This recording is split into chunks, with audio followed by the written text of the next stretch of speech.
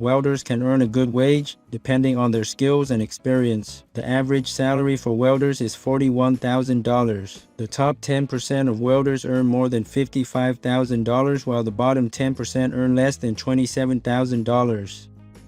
Welder Job Description. Welder job duties can vary depending on the company, but welding is generally the process of joining two pieces of metal together. Welders use a variety of equipment including torches, electric welders, and filler material to do their job.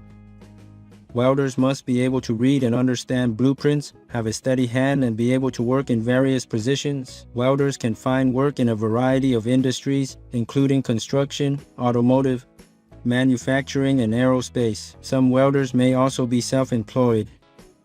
To become a certified welder, they must pass a welding certification test. Welders who are certified by the American Welding Society can command a higher salary. The AWS offers certification in a variety of welding processes with different material.